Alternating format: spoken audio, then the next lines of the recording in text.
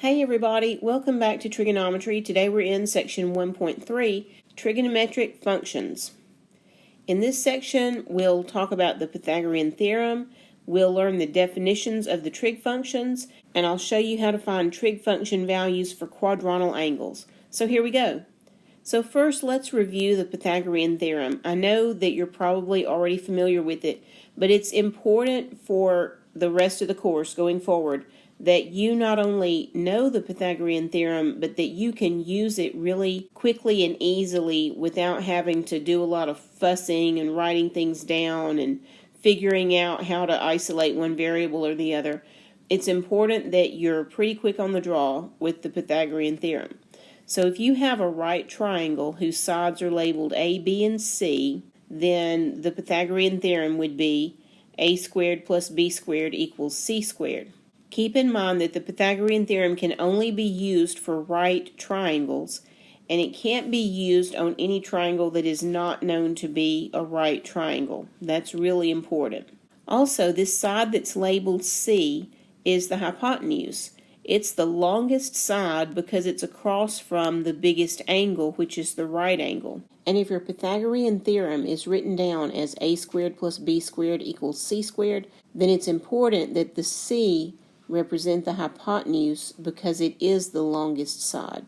The other two sides, the A and the B, are called legs, and they are interchangeable. It doesn't matter which is A and which is B. You could have the A here and the B here.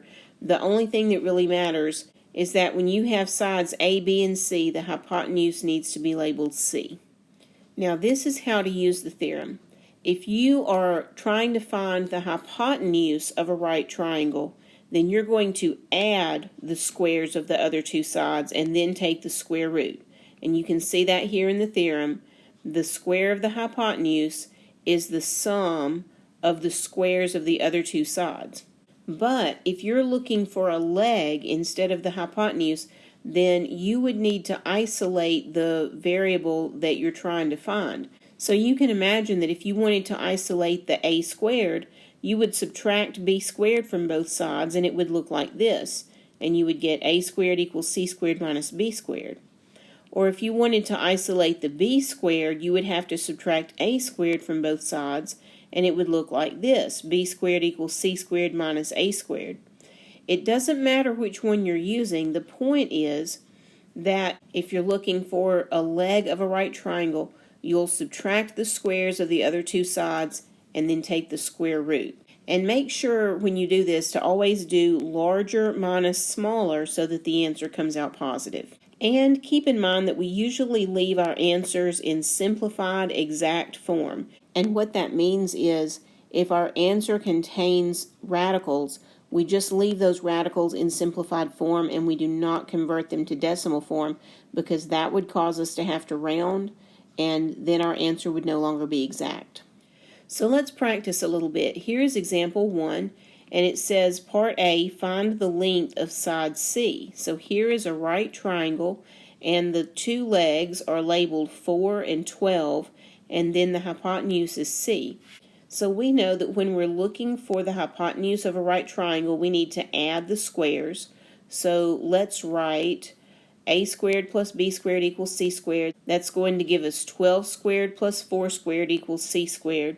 Now, see, it really doesn't matter which of these I call A and which one I call B, because either order I put these in, I get the same answer. So now you see why it really doesn't matter which one is which, but it does matter which variable is the hypotenuse.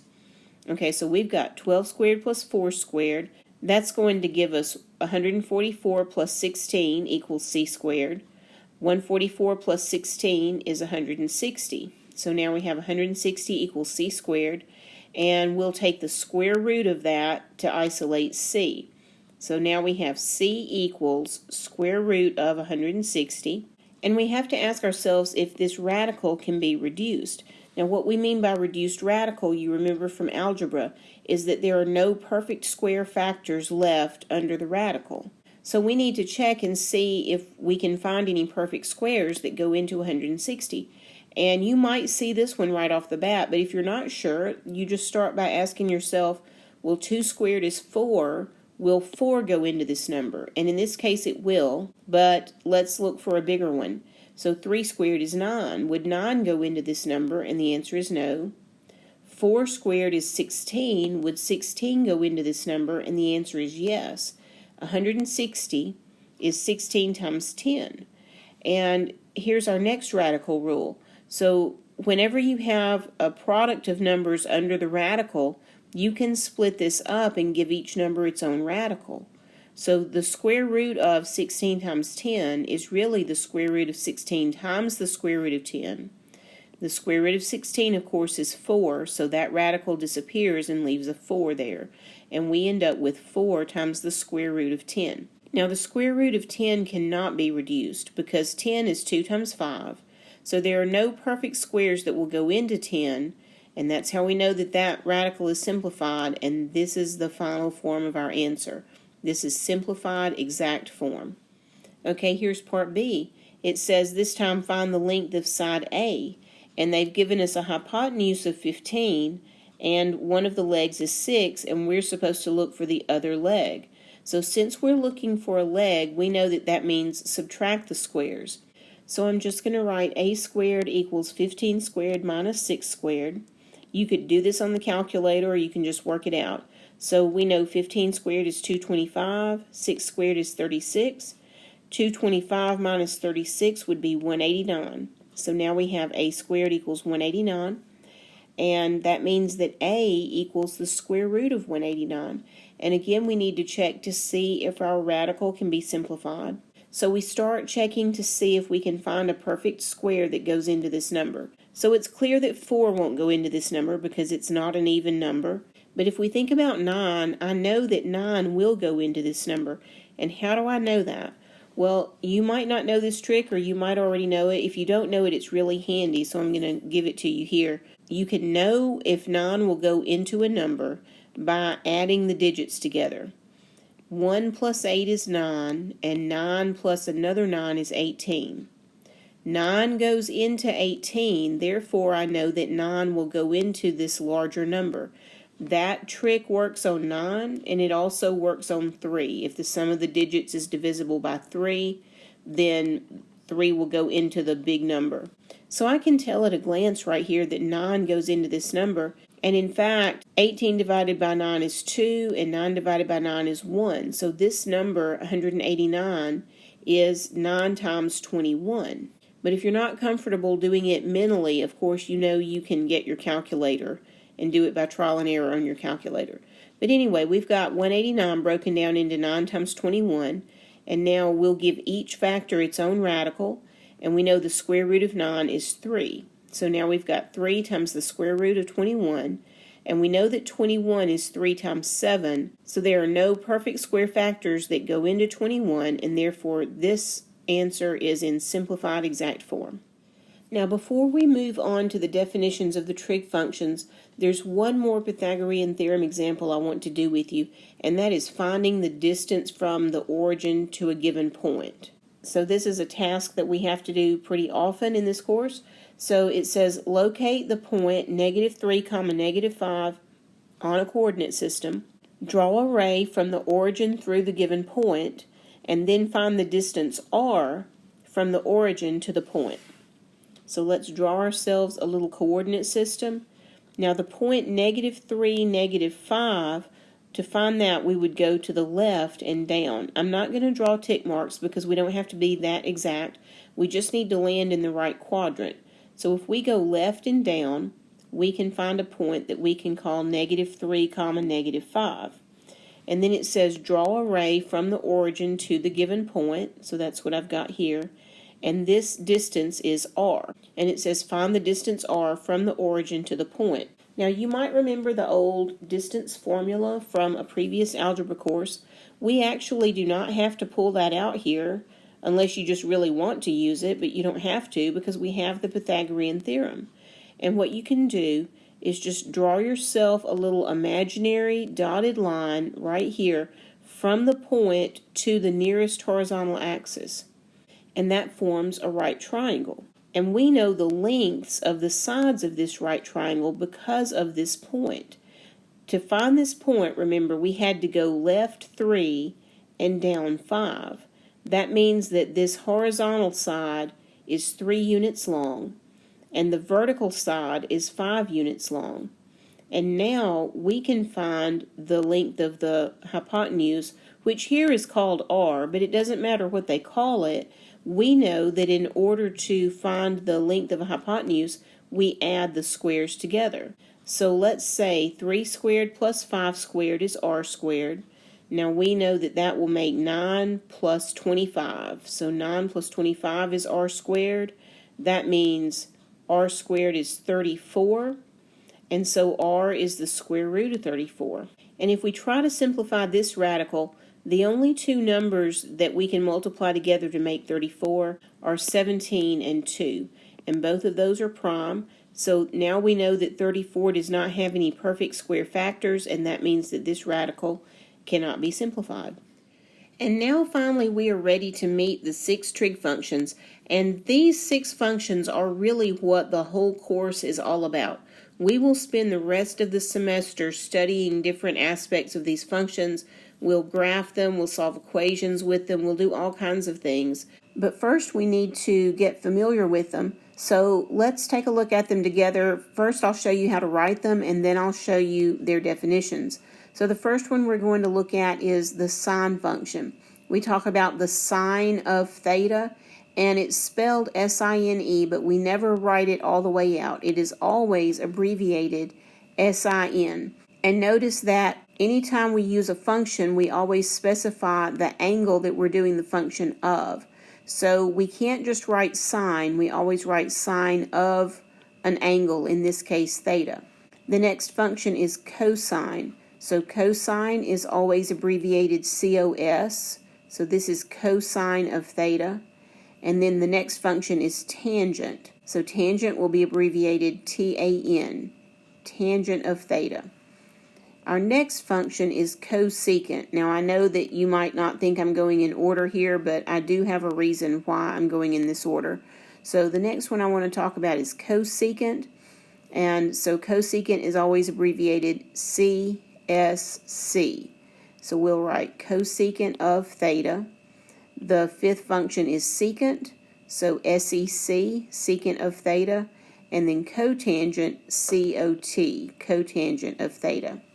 Now, as I mentioned, we always write an angle after the function. So remember always, it does not make sense to write a function without giving the angle as well.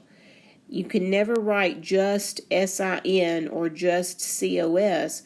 We always have to write sine of theta or cosine of theta or whatever angle that you need to name. But you have to name an angle whenever you give a function name. And the reason for that is that if you just write the function name, like if you just write sine and you don't write the angle after it, that's the same thing as if you wrote a radical and didn't put the number under it that you're taking the square root of. A radical has no meaning unless there's something under it. And these trig functions are the same way. They have no meaning unless they are referring to an angle.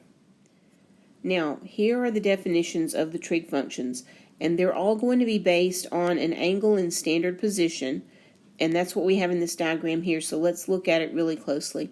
It says let x comma y be a point other than the origin on the terminal side of an angle theta in standard position.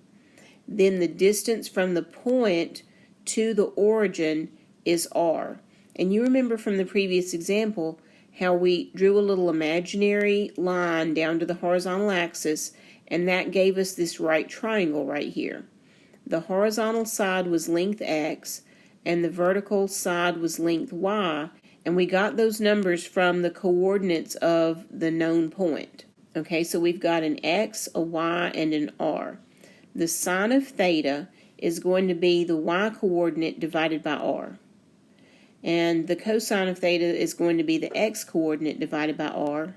And the tangent is going to be the y coordinate divided by the x coordinate. For the next three functions, cosecant of theta is r over y, secant of theta is r over x, and cotangent of theta is x over y. Now, you probably noticed right off the bat that these second three functions are just reciprocals of the first three functions. So you really do need to memorize these definitions, but the easiest way to do it will be to just learn the first three definitions, the sine, cosine, and tangent, and then learn which function is the reciprocal for each one of those three. So if we learn that sine of theta is y over r, and that cosecant is the reciprocal of sine, then we automatically have two definitions right there. We know sine of theta is y over r, and cosecant of theta then is r over y. Same thing for cosine and secant, same thing for tangent and cotangent.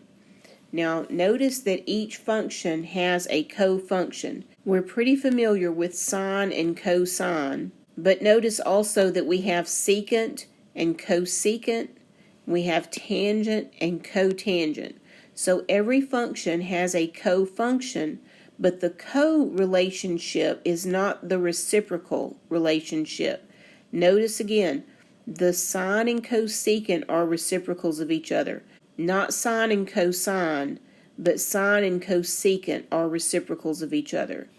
Cosine and secant are reciprocals of each other, and then tangent and cotangent are reciprocals of each other, but they are the only pair of co-functions that happen to also be reciprocals. So I just wanted to point that out so you don't get confused and assume that the co means reciprocal. Okay, so here's example 3, and we are going to practice using our trig function definitions. It says the terminal side of angle theta in standard position passes through the point 5, square root of 11. Find the values of the 6 trig functions of angle theta. So first let's draw our angle theta. So first I'm going to find the point 5, square root of 11. Both of those numbers are positive, so I just know that that point is somewhere in quadrant 1. I'm going to just put it right there and label it 5, square root of 11. And now the terminal side of our angle goes through that point. And of course our initial side is on the positive x-axis, and that is our angle theta. And the next thing to do is draw our little imaginary line down to the horizontal axis and label the sides of our triangle. So the horizontal side is going to be 5 units long, and the vertical side is going to be square root of 11. And now we need to find r. So we use the Pythagorean Theorem for that. You can do it mentally if you want to. I think it's a really good habit to practice doing it mentally.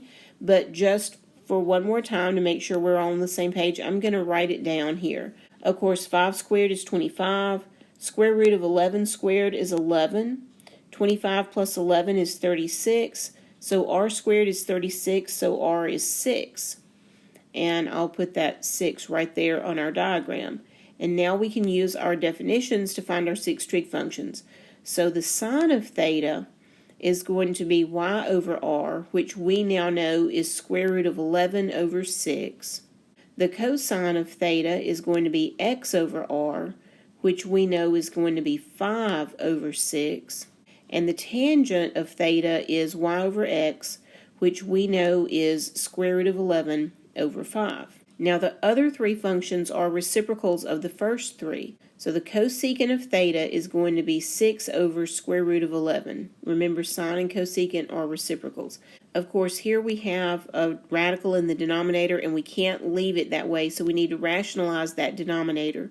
So I've multiplied top and bottom by square root of 11. In the top, that's going to leave us 6 times square root of 11. In the denominator, a radical times itself removes the radical, and so we end up with 6 square root of 11 over 11. The secant is the reciprocal of the cosine, so the secant of theta is going to be the reciprocal of this, so it's going to be 6 over 5. And then the cotangent is the reciprocal of the tangent, so that's going to be 5 over square root of 11, and we do need to rationalize that denominator, and so we end up with cotangent of theta equals 5 square root of 11 over 11. Now we have to keep in mind that the x and y coordinates could be either positive or negative based on the quadrant where the terminal side is. So whenever you're using the point xy to find r, what you're really doing is saying that the lengths of these two sides are absolute value of x and absolute value of y. In other words, we only consider the sides as positive because these sides are lengths. So I'm not trying to get too technical. We don't have to write these absolute value bars all the time. But when we label the triangle, we won't care whether the coordinates were positive or negative. We'll just always label the triangle with positive numbers. However, when we are going to use the x and y and r to find our trig function values, we have to keep in mind that r is just a length, so it's always considered positive. However, the signs of the x and the y in our function definitions come from the coordinates of the known point. So we may put positive numbers here on our triangle just to keep our Pythagorean theorem math easy, but when we use our function definitions, the positives and negatives of the x and y have to go with them. Okay, so you'll see that in this next example. Here we have example 4.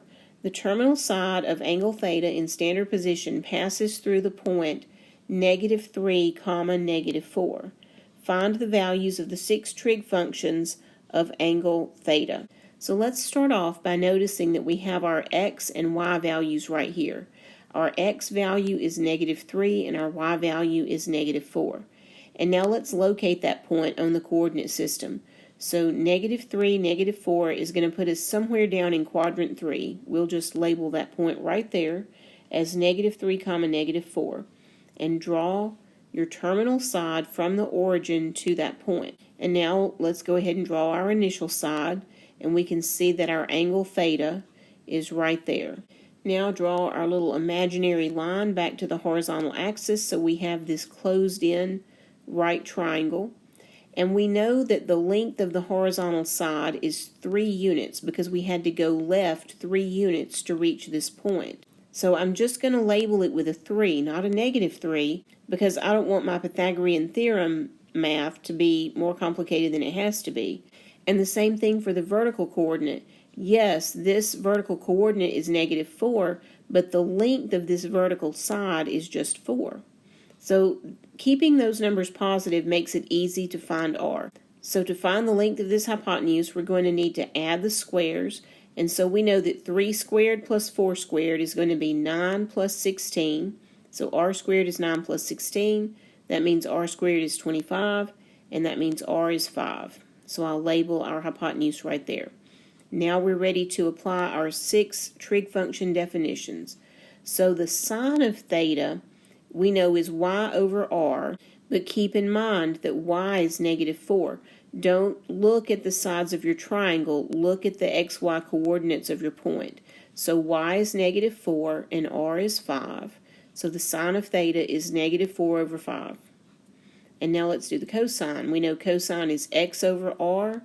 We know that x is -3, so the cosine of theta is -3 over 5. And the tangent of theta is y over x. So in this case, that's going to be -4 divided by -3. Negative divided by negative is positive. So our final answer here for tangent of theta is going to be positive 4/3. And now let's do the other 3 functions. So the reciprocal of sine is cosecant. To find the cosecant, all I have to do is flip this fraction upside down. But remember, when you flip a fraction, if that fraction is negative, you want to leave that negative sign in the top or in the front. Do not move the negative down to the denominator. In fact, if we ever have a negative in the denominator, we'll always move it back to the top. So here, when I find cosecant of theta, I'm going to leave that negative right there, but I'm going to flip the 4/5 over and have -5/4. Same thing on secant of theta. I'm going to flip over -3/5 and end up with -5/3. And then for the cotangent of theta, I'm going to flip 4/3 over and have the cotangent of theta equals 3/4. And let's do one more together just to practice with the function definitions a little more and also get a little more radical practice. So this is the same type of problem, just a little more difficult because of the radicals.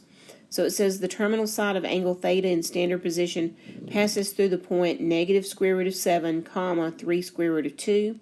Find the values of the 6 trig functions of angle theta. So of course the first thing we have to do is look at this point right here. So they've given us here our x value and our y value, and we need to locate that point on the coordinate system. So it has a negative x coordinate and a positive y coordinate, so that's going to put it in quadrant 2. I'll just label that point right there as negative square root of 7, comma, 3 square root of 2.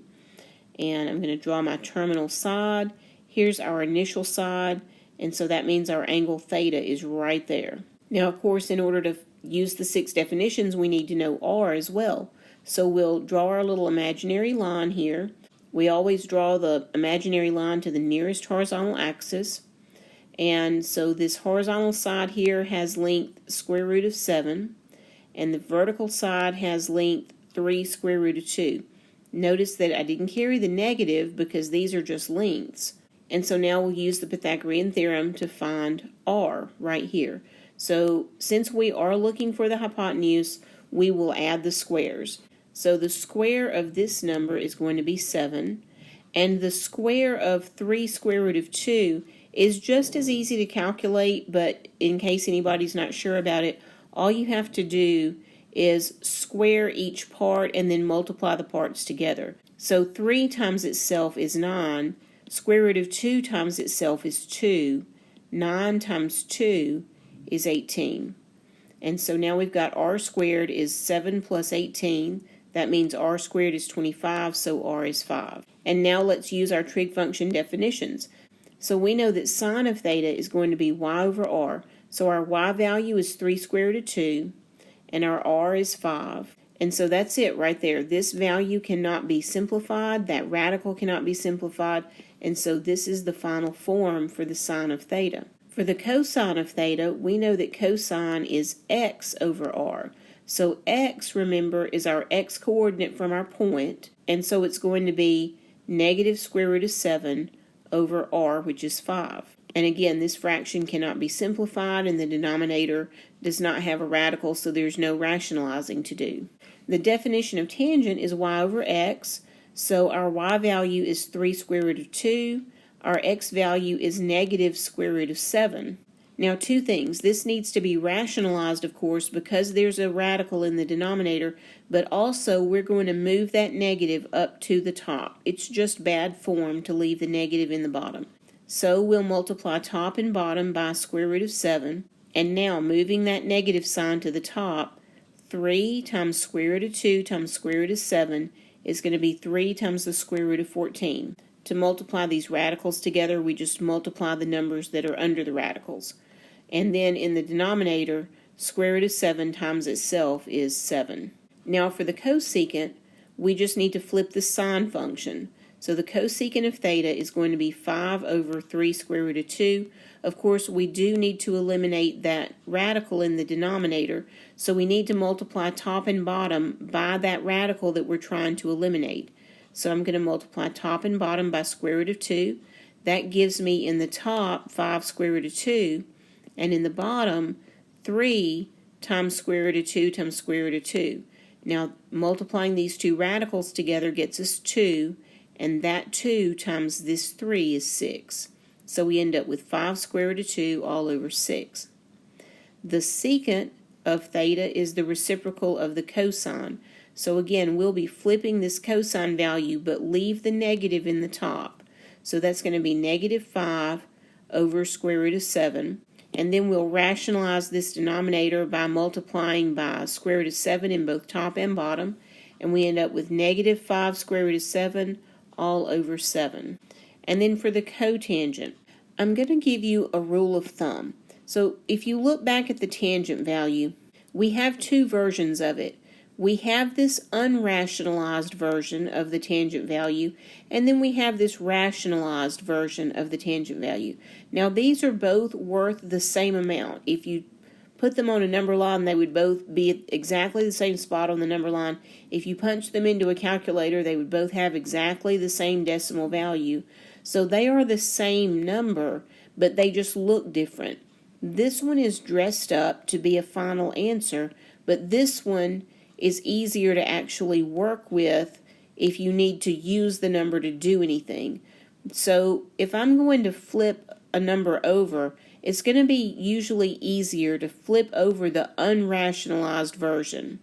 See, if I flip this rationalized one over, not only am I going to have to rationalize again, but after I rationalize, then I'll have a simplifying step that I have to do. So we can probably avoid that by using the unrationalized version. So to get the cotangent here, I'm going to flip over this tangent value. So the top number is going to be negative square root of 7, and the bottom number is going to be 3 square root of 2. And of course I do still have to rationalize this denominator, but that's all I'll have to do. So when we do that, we'll get negative square root of 14 in the top, and we'll get 6 in the bottom.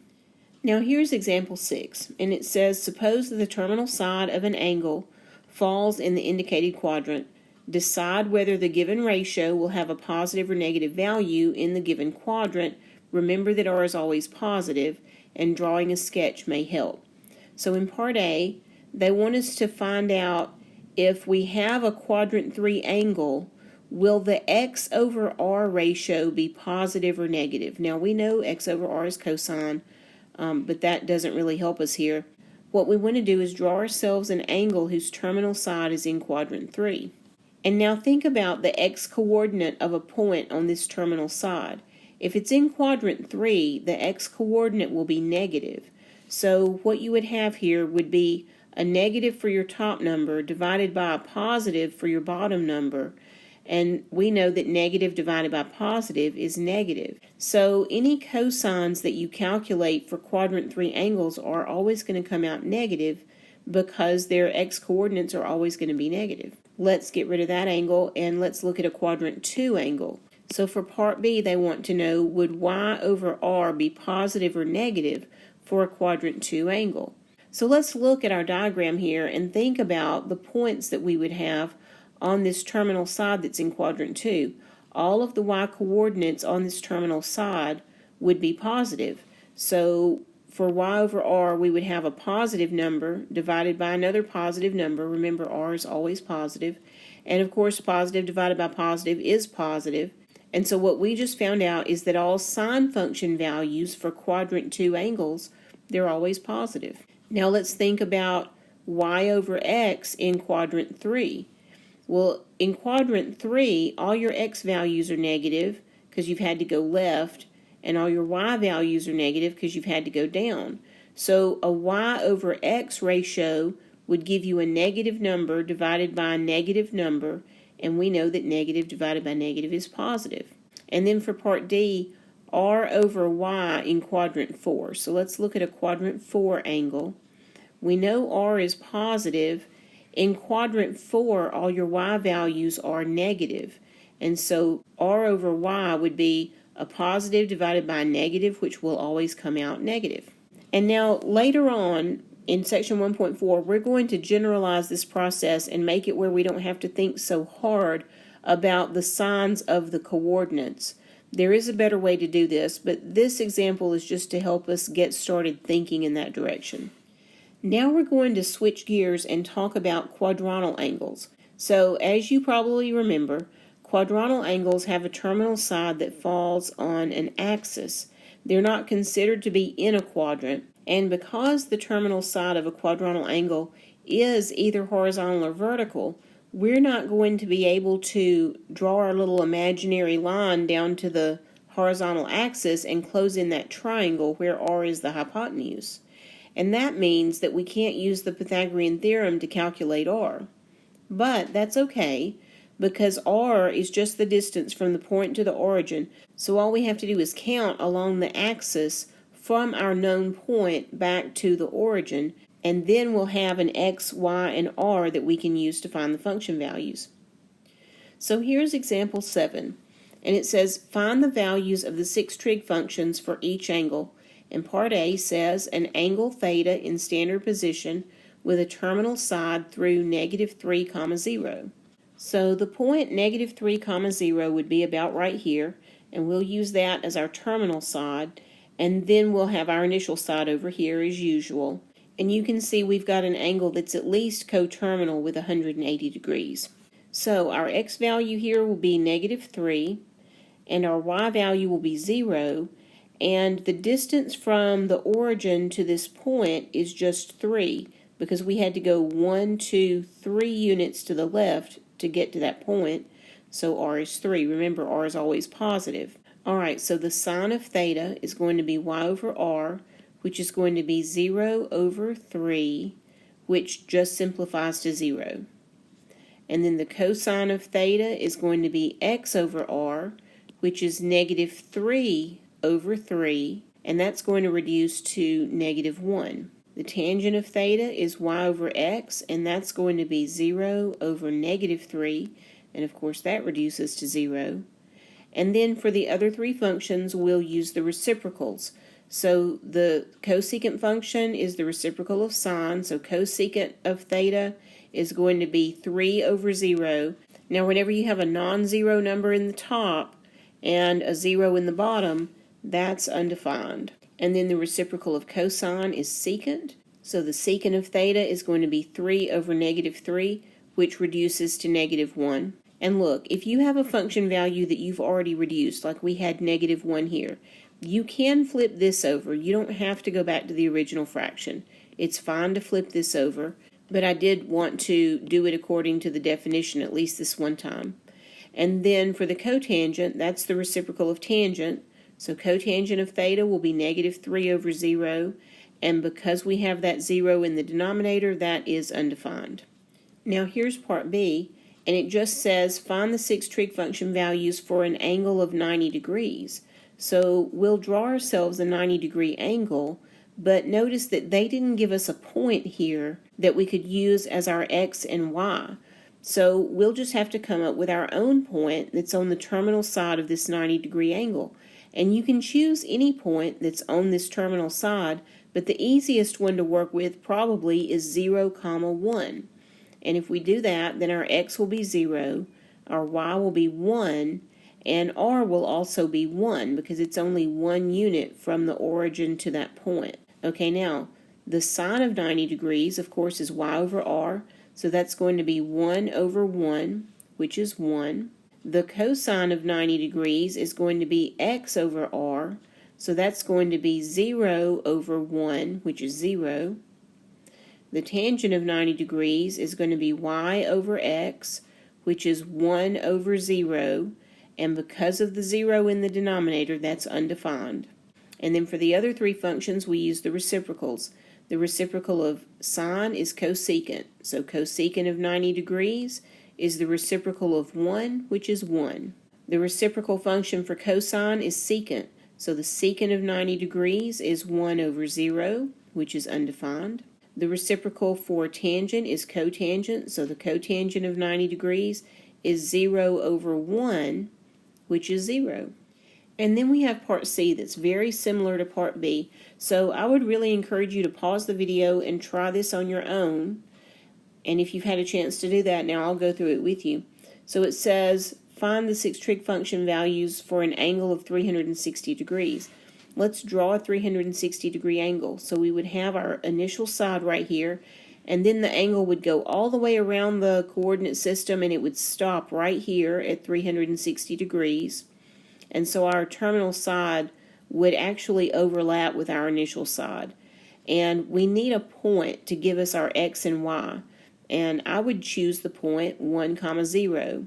And so now we have our x is equal to 1, our y is equal to 0, and r is also equal to 1 because it's only 1 unit from here to here. And so now we can use our trig function definitions. The sine of 360 degrees is going to be y over r, so that's 0 over 1, which is 0. Cosine of 360 degrees is going to be x over r, so that's going to be 1 over 1, which is 1. Tangent of 360 degrees is going to be y over x, which is 0 over 1, and that is 0. And then for the other three functions, the reciprocal of sine is cosecant, so the cosecant of 360 degrees is 1 over 0, which is undefined. The reciprocal of cosine is secant, so the secant of 360 degrees is 1 over 1, which is 1 still. And the reciprocal of tangent is cotangent, so the cotangent of 360 degrees is 1 over 0, which we know is undefined. Now, if you're thinking that there ought to be an easier way to find the trig function values for the quadrantal angles, well, you're right. So let me introduce you to something called the unit circle. The unit circle is just a circle that has its center at the origin, and it has a radius of 1. And that's where it gets its name, unit circle, because the radius is 1. Now, since the radius is 1, it's easy for us to identify 4 points that the circle passes through. On the positive x-axis, the circle will have to go through the point 1, 0. On the positive y-axis, it will have to go through the point 0, 1. And then on the negative x-axis, it goes through negative 1, 0. And on the negative y-axis, it goes through 0, negative 1. All 4 of these points should be easy for you to come up with if you're familiar with how a coordinate system works. Now, the beauty of this is that since the radius is 1, it simplifies our trig function definitions. So as long as you're working with the unit circle, the sine of theta, which we know is y over r, will become y over 1, because remember on the unit circle, r is always equal to 1. And if you've got y over 1, well, that can always be simplified to just y. And then with the cosine of theta, we know that's x over r, but if r is equal to 1, then that simplifies to just x. And what this means is that for every xy point on the unit circle, we can think of the x-coordinate as equal to the cosine of theta, and we can think of the y-coordinate as equal to the sine of theta. So x, y becomes cosine, sine. So in example 8, we're going to use that little shortcut to practice calculating the sine of all the quadrantal angles and the cosine of all the quadrantal angles. Remember, for every xy point on the unit circle, the x-coordinate represents the cosine and the y-coordinate represents the sine. So, for example, to calculate the sine of 0 degrees, all we have to do is locate where the terminal side of 0 degrees would be. And of course, that terminal side would be on the positive x-axis. So it's going to go through the point 1, 0. And so 1 would be the cosine of 0 degrees, and 0 would be the sine of 0 degrees. So we're going to put sine of 0 equals 0. Now for the sine of 90 degrees, we know that the terminal side of a 90-degree angle will be straight up, and therefore it will go through the point 0, 1. And we know that the y-coordinate represents the sine value of that angle, so the sine of 90 degrees is 1. Now for the sine of 180 degrees, we know that a 180-degree angle will have its terminal side along the negative x-axis, so it will go through the point negative 1, 0. 0 is the y-coordinate, so the sine of 180 degrees is 0. And for a 270-degree angle, that terminal side will point straight down along the negative y-axis, and so it goes through the point 0, negative 1, so the sine of 270 degrees is negative 1. And then for 360, we've made it all the way back around to the positive x-axis. 360 degrees, of course, is coterminal with 0 degrees, so that terminal side runs along the positive x-axis. It goes through the point 1, 0, and so the sine of 360 degrees is 0. Now for the cosine, we do pretty much the same thing, but instead of the y-coordinate, for the cosine, we look at the x-coordinate. So again, 0 degrees has its terminal side on the positive x-axis. It goes through the point 1, 0, so the cosine of 0 degrees is 1. 90 degrees points straight up along the positive y-axis. It goes through the point 0, 1, so the cosine of 90 degrees is 0. The terminal side for 180 degrees goes along the negative x-axis, so it goes through the point negative 1, 0, so the cosine of 180 degrees is negative 1. The cosine of 270 degrees will be 0, and the cosine of 360 degrees will be 1. So as long as you can come up with these 4 points on the unit circle, And you can remember that the x-coordinate represents the cosine and the y-coordinate represents the sine. You can always find the sine and cosine of the quadrantal angles without having to reach for a calculator. Now let's look at the tangent. So we know that the definition of tangent is y over x. And just as a quick reminder, when we have 0 in the top of a fraction and some non-zero number in the bottom, the value will be 0. And when we have 0 in the bottom of a fraction and some non-zero number in the top, the value will be undefined. So in general, as long as the top and bottom are not both 0, if 0 is in the top of the fraction, then that's 0. If 0 is in the bottom of the fraction, that's undefined. The exception, of course, is when you have 0 in both top and bottom, and that's a special case that we won't see in trig, but if you take calculus, you'll see it there. So now in example 9, let's calculate some tangent values. Again, using the unit circle and remembering that the tangent of an angle is y over x. So to find the tangent of 0 degrees, we remember that the terminal side of 0 runs along the positive x-axis, so it goes through 1, 0. So that would be 0 over 1, which is 0. For the tangent of 90 degrees, we know that a 90-degree angle has its terminal side on the positive y-axis, so it goes through 0, 1. So y over x would be 1 over 0, which is undefined. For 180 degrees, that terminal side will go through the point -1, 0, and so that's going to be 0 over -1, which is 0. For the tangent of 270 degrees, we know that 270 degrees terminal side goes down the negative y-axis, so it goes through the point 0, -1. So y over x would be -1 over 0, which is undefined. And then for the tangent of 360 degrees, our terminal side will be going again through 1, 0, so y over x again would be 0 over 1, which is 0. All of the examples we've done so far were for angles between 0 degrees and 360, but we can do the same thing for angles that are less than 0 or more than 360. It's just we have to remember that if we're dealing with negative angles, the terminal side rotates clockwise, or we can just add 360 until we get a positive angle. For angles that are greater than 360 degrees, we can just subtract 360 until we get something that's small enough that we know where to draw the terminal side. So the important thing is that you know which axis the terminal side falls on so you can identify the right XY point.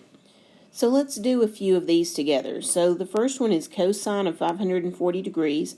Now that's larger than 360, of course, so one way to do this is to find a coterminal angle by subtracting 360 degrees, and we see that 540 is coterminal with 180. So now we know that the terminal side is going to go through the point -1, 0, and so the cosine will be -1. For part B, we want to find the sine of 1,170 degrees, and of course that's way too big for us to be able to just intuitively sketch that on the graph. So let's find a coterminal angle by subtracting 360 until we get something small enough to easily sketch. And so now we see that that angle is coterminal with 90 degrees. So the terminal side will go straight through the top of the circle through the point 0, 1, and so the sine of this angle is 1. For the tangent of -630 degrees, I'm going to show you two different ways to think about it. So one thing we could do is exactly what we've been doing, which is to find a coterminal angle. So we could just add 360 degrees until we come up with a positive angle, and now we can see that -630 degrees is coterminal with 90 degrees, so we know that the terminal side goes through the point 0, 1, and so the tangent of this angle will be 1 over 0, which is undefined. Now that is one way to look at it, but also think about this.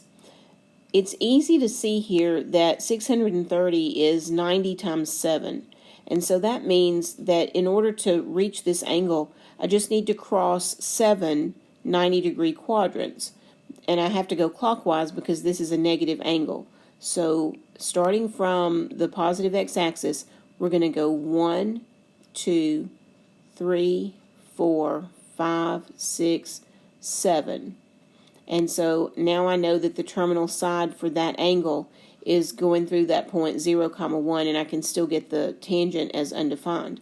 Let's go back to part A and try that same strategy. The trick is to think of your angle as 90 times something, and that something tells you how many quadrants you have to go across. So we know 54 is 9 times 6, so 540 is 90 times 6. So starting from here, I need to go through 6 quadrants, and I need to go counterclockwise because this is a positive angle. So 1, 2, 3, 4, 5, 6. And you see how that puts me in the same position now as it did when we found the coterminal angle. Now in part D, for the tangent of negative 360 degrees, it's easy to see that if we just add 360 degrees to that, we get 0. And so negative 360 degrees is coterminal with 0, so it's going to go through this point right here. The tangent will be 0 over 1, which is 0. For part E, the sine of 900 degrees, we could do the calculation to find a coterminal angle, but we also can just say that 900 is 90 times 10, so we can count 1, 2, 3, 4, 5, 6, 7, 8, 9, 10. And so the sine of 900 degrees is going to be the y-coordinate of this point, which is 0. And then for part F, the cosine of negative 90, we can add 360 degrees to find a coterminal angle if we want to, or we can just say that negative 90 degrees is reached by going clockwise 90 degrees, one quadrant.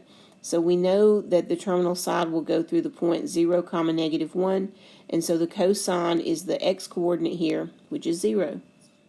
Now let's talk about the other 3 functions that we haven't talked about yet. So you already know that the cosecant is the reciprocal of sine, and so if sine of theta is the y-coordinate, then the cosecant of theta is 1 over the y-coordinate. For secant, secant is the reciprocal of cosine, so if the cosine of theta is the x-coordinate, then the secant of theta is 1 over the x-coordinate. And then for the cotangent of theta, we know that cotangent is the reciprocal of tangent, and so if tangent is y over x, then cotangent is x over y, just like it always has been. So what I want us to do now is just think about each of these definitions and think about what will make each of these functions undefined. So let's take secant and tangent together because they both have the x-coordinate in the denominator of their definition. So these two functions are going to be undefined whenever the x-coordinate is 0, and the x-coordinate is going to be 0 whenever the terminal side of your angle is vertical. So secant of theta and tangent of theta will both be undefined when the terminal side of the angle is vertical. For cosecant and cotangent, they both have the y-coordinate in their denominator. So cosecant and cotangent will both be undefined whenever the y-coordinate is 0, and that happens when the terminal side is horizontal. Now the other two functions, the only two that are left, are sine and cosine, and we know that the sine of theta is the y-coordinate, the cosine of theta is the x-coordinate, and notice there are no denominators here. So these two functions are never undefined because there's no denominator in this definition. And even if we were to get away from the unit circle and have to go back to the general definitions of y over r and x over r, it's not possible for r to be 0 in that situation. So sine and cosine can never be undefined. Every angle has a valid sine value and a valid cosine value because there's no denominator here. Now, here is a table that shows all of the function values for all of the quadrantal angles between 0 and 360. And I do not want you to memorize this table, but I put it here just to allow you to make some connections and maybe kind of see the big picture. We know that the sine of theta is the y-coordinate as we go around the unit circle. So follow the y-coordinate around here. At 0 degrees, the sine is 0. At 90 degrees, the sine is 1. At 180 degrees, the sine is 0 again. And at 270 degrees, the sine is negative 1. And then we go back to 0. So that's what you see here. And then we know the cosine of theta is the x-coordinate on the unit circle. So look, starting with 0 degrees, the cosine of 0 is 1. And then the cosine of 90 degrees will be 0. Cosine of 180 degrees will be -1. Cosine of 270 degrees will be 0, and so on. Look at the tangent pattern. When the terminal side of the angle is horizontal, you have 0 in the top and a number in the bottom, so you get 0. But when the terminal side of the angle is vertical, you have 1 or -1 in the top and 0 in the bottom, and so that's when you get your undefined values. Tangent is undefined at 90 and 270. So is secant, undefined at 90 and 270. Cotangent and cosecant are undefined when the terminal sides are horizontal. And so again, don't memorize this table, but just look at it and kind of think about how these functions are working on these quadrantal angles. And the more you think about it, the better you'll understand it, and the easier it will be for you to use these values. Now here we are finally at our last example for this section. This is example 11. It says evaluate each of the following trig functions. And so we're going to practice with our cotangent, cosecant, and secant functions. So cotangent of 90 degrees. We know the terminal side for 90 degrees will go on the positive y-axis. So cotangent is going to be x over y. That's 0 over 1, which is 0. For part B, cosecant of -180. For negative angles, remember we have to go clockwise, although in the case of 180, you won't reach the wrong point if you go the other direction, but that's only because it's exactly halfway around the circle. So just form a good habit and go the direction that it says. So clockwise 180 degrees puts us on the negative x-axis. That terminal side will go through -1, 0. So if we want the cosecant, that's the reciprocal of the y-coordinate, because that's the reciprocal of sine. So 1 over 0 would be undefined for that cosecant value. For part C, the cotangent of 0 degrees, we'll have our terminal side on the positive x-axis. Cotangent, again, is x over y, so that would be 1 over 0, which is going to be undefined. For part D, secant of 270 degrees, well, we know that 270 degrees puts our terminal side on the negative y-axis, so it will go through the point 0, -1. Secant is the reciprocal of cosine, so the secant value is the reciprocal of the x-coordinate, and so 1 over 0 is going to be undefined. For secant of 180 degrees, again, the terminal side goes through -1, 0, and so secant is the reciprocal of the x-coordinate. So 1 over -1 is -1. And then for part F, to find the cosecant of -270 degrees, we will go clockwise 270 degrees. That puts our terminal side going straight up through the point 0, 1. And we know that cosecant is the reciprocal of sine. So that's going to be 1 over the y-coordinate, which is 1 over 1, which is 1. Now it's going to be really beneficial to you later on if you have a good command of the function values of the quadrantal angles. You want to be able to evaluate those quickly and not get confused about them. So the homework helps some, but there's really not enough practice in the homework to make you really good at this. You want to drill yourself on these function values the same way you did when you were a kid and you were learning your multiplication tables. It needs to be something you can come up with really quickly off the top of your head. So there's a set of Quizlet flashcards posted for you in Canvas to help you drill these function values, and I really encourage you to spend some time on that, because the more you practice, the better you'll understand it, and the less likely you'll get yourself confused or turned around when you take the test. But when you do use a calculator, and you will use a calculator sometimes, when you do use a calculator, make sure that the calculator is set in degree mode, because all of our angles here are measured in degrees. So that's it. That's all we've got today for section 1.3. So go practice with the homework, practice with the Quizlet cards, and I will see you guys again in section 1.4. Bye now.